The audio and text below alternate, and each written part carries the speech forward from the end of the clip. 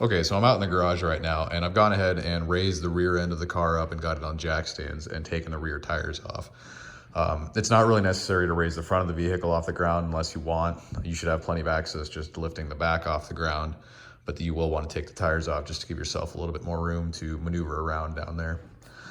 Swapping the rear sway bars on these cars is actually a pretty simple job. In fact, I've already done it once before. So right now I do have a separate aftermarket sway bar that I will be replacing with the RV6 Performance bar. But all the mounting locations are the same.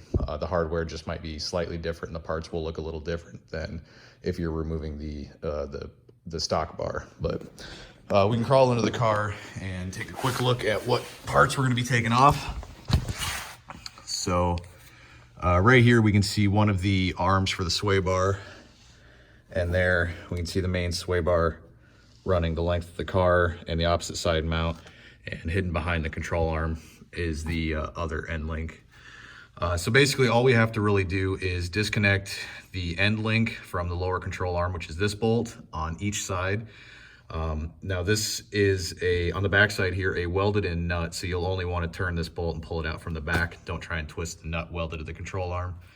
And then otherwise all you will need to do is remove the two bolts, the one on the top and the one on the bottom, on both right and left hand sides of the vehicle. And that's what holds the main sway bar to the vehicle itself. So when I removed the stock bar, I did leave the stock end links connected to the main sway bar. I just kind of pivoted them up and tucked them close to the bar itself, and then was able to do a little bit of manipulation to get the bar out from underneath the chassis.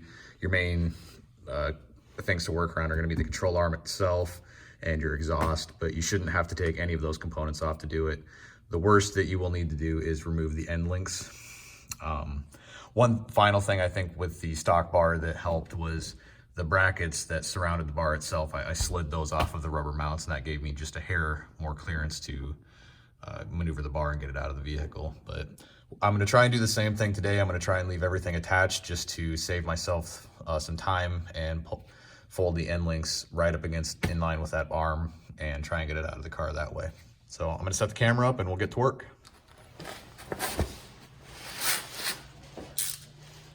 Okay, first bolt on the control, or on the end links, is a 12 millimeter.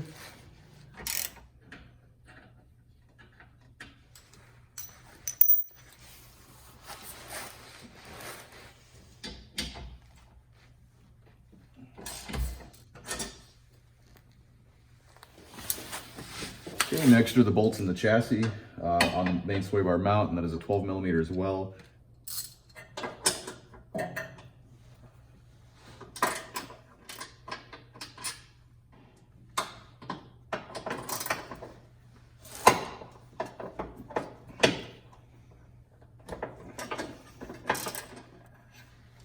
Make sure you've got yourself some extensions to work here. You're gonna have to, best access I get is to go on the rear edge of the lower control arm to get the top bolt.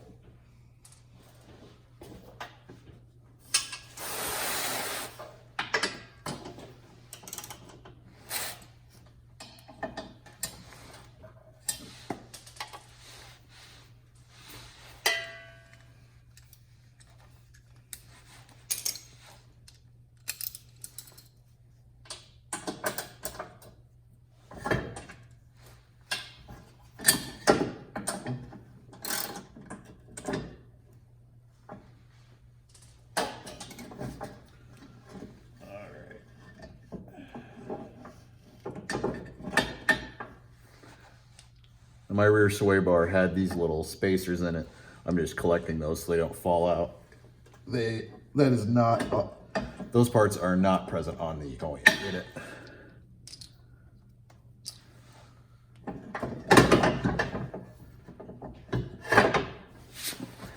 Unfortunately, it does look like I'm gonna have to take the bar apart a little more. I'm just gonna try and take one of these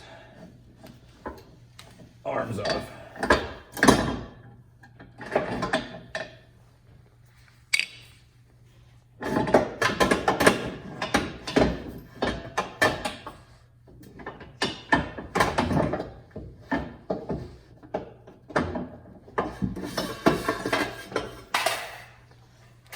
And there it was.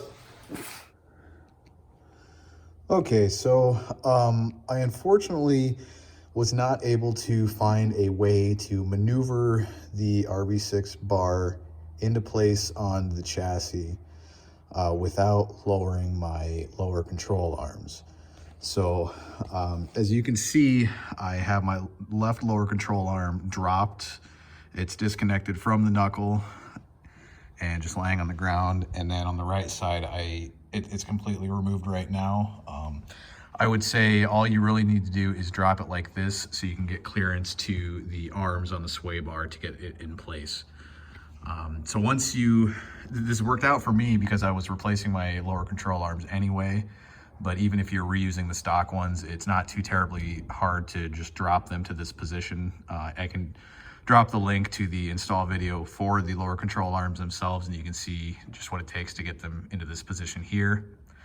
But once you are able to get it into the chassis and bolt it up into place, you want to make sure that your 4 bolts, the 2 on each bar mount, are kind of loose, because what you want to do is make sure that your bar is centered at this point.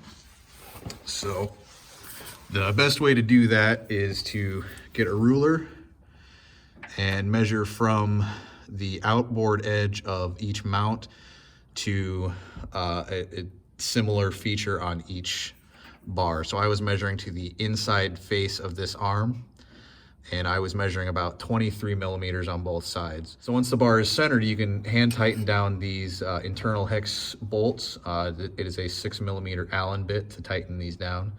And I'm still not gonna apply the final torque. I'm gonna wait until I get my lower control arms back in place and get the end links tied into it, and then go through and do the final torque on everything at once. So I'm gonna keep going with that and get my lower control arms back in place, and then we'll come back to getting the end links secured. Okay, we're doing the final steps on the rear sway bar now, and that involves getting the end links bolted into the lower control arms right here. So I've already got it done on the left-hand side of the car, and all that's left is to run the bolt through and secure the end link to the lower control arm here on the right side. One thing I noticed, and I'm not sure how much it matters that I have aftermarket lower control arms, or maybe there's something unique about my suspension, which is stock for the moment, but on the left side, I had to jack up the lower control arm to get the holes aligned vertically between the end link and the lower control arm. And I ran the bolt through, and I dropped the jack and moved the jack over to the right side and assembled it here and tried to do the same, but I wasn't able to get the holes aligned in the same fashion. What I ended up having to do was get a second jack and lift up the lower control arm on the opposite side as well. So that helped bring everything back into enough alignment to where I could get the holes lined up here. So it was just a little bit of raising and lowering and adjusting on both sides of the car until I got the proper alignment needed. And once this is on the ground and the springs are compressed more, everything will be in a better position anyway. So I'm not terribly concerned about this, but just something to note, you may have to raise the lower control arms to get the holes aligned in these locations. So I'm gonna get my bolt put in, and then I'm gonna go through and do the final torques. All right, we are wrapping up the install here, and what I'm going to go ahead and do is talk over the adjustment for the rear sway bar. So when my bar got shipped to me, the end links were already pre-installed in the middle section on both left and right arms, which is still a pretty substantial increase over the stock sway bar, but what I'm going to go ahead and do is put this in the third position, or the stiffest on both ends, because that's about where my previous rear sway bar was set, and I was pretty happy with how that was feeling. So I'm going to do this adjustment while the car is still up in the air on jack stands, which is why I still have the floor jacks just cradling the lower control arms right here. So if you were to do this on the ground, the weight of the car would level these arms out. So you should be able to do this without raising the car. Just be able to crawl in from the side and use a 14 millimeter wrench on both the nut and the bolt here, pop the bolt out and adjust the arm and get it in your new hole without ever raising the car. Like I said, I'm just doing it now so I can get everything done in one shot. So we're gonna go ahead and get these adjusted and moved into the position that I want them, and then I will talk through all the torques that we're gonna need to do. Okay, so like I said before, both nut and bolt are a 14 millimeter wrench.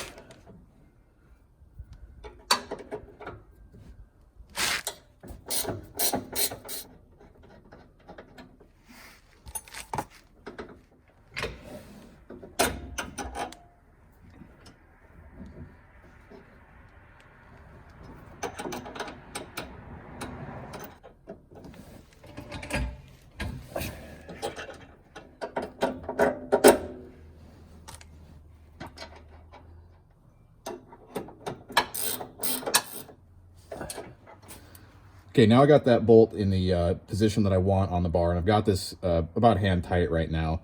You saw me messing with the jack a little bit to maneuver this lower control arm, but again, that's just because this suspension is hanging right now. It doesn't have the proper position, and because the weight of the car is not on it. You should be able to do this without this adjusting anything when the car's on the ground. So I'm going to grab a torque wrench, and then we're going to go through and get the torque on all of these connections. Okay, now that we've got everything ready to go for the final torques, what we're going to go ahead and do is grab our torque wrench, and then all 4 of these socket head captures in the mount to go into the chassis, they're going to get torqued to 36 foot-pounds. We're going to do the same thing on this bolt. It is as well an Allen head, 6mm hex bit, so 36 foot-pounds on this. And then this bolt going between the end link and the sway bar arm, we're going to do at 40 foot-pounds.